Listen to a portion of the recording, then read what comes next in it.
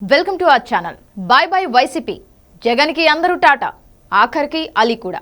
150 సీట్లు గెలిచామన్న ధీమా, ఇంకో 20 ఏళ్లు తమకు తిరుగులేదనే అతి విశ్వాసం.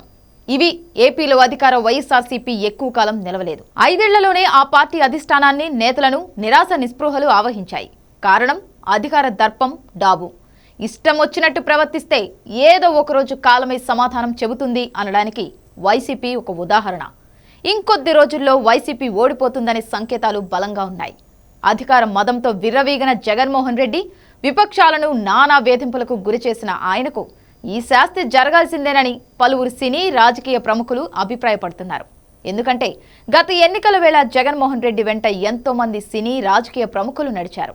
ఆయన కోరకపోయినా జగన్ పైన అభిమానంతో పలువురు సినీ ప్రముఖులు తామంతా తామే వచ్చారు.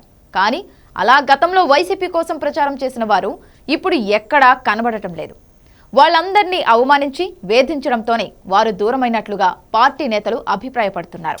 ఇప్పుడు ఎన్నికల ప్రచారానికి వైసీపీ తరపున స్టార్ క్యాంపెయినర్ల తరహాలో వచ్చేవారే కనిపించడం లేదు. దీంతో నియోజకవర్గాల్లో అభ్యర్థులు స్వతంత్ర అభ్యర్థుల తరహాలో తమ ప్రచారాన్ని ఒంటరిగా చేసుకుపోతున్నారు. గత 2019 ఎన్నికలకు ముందు జగన్ కోసం సొంత ఫ్యామిలీ నుంచి తల్లి విజయమ్మ ప్రచారంలో పాల్గొన్నారు. సినిమా రంగం నుంచి మోహన్ బాబు, అలీ, పృథ్వీ, జీవిత, రాజశేఖర్ ఇలా చాలా మంది ప్రచారం చేశారు. అప్పుడు వారు ఎన్నికలకు ముందు చాలా నియోజకవర్గాల్లో తిరిగారు. జగన్ మంచోడని, రేపు తమకు కూడా మంచి భవిష్యత్తు ఉంటుంది అనే ఉద్దేశంతో అంతా మద్దతు పలికారు. కానీ ఇప్పుడు వీరిలో అందరూ దూరమయ్యారు. చివరికి అలీ కూడా ఆ మధ్య జగన్ కు సన్నిహితంగా కనిపించారు. కానీ ప్రచారానికి రాకపోవడం గమనించదగ్గ విషయం. ఇటు మోహన్ బాబు జగన్ ఫ్యామిలీకి బంధువు. వరుసకు జగన్ అల్లుడవుతాడని మోహన్ బాబే 10 సార్లు చెప్పుకునేవారు. అలాంటి మోహన్ బాబు కూడా దూరం జరిగారు.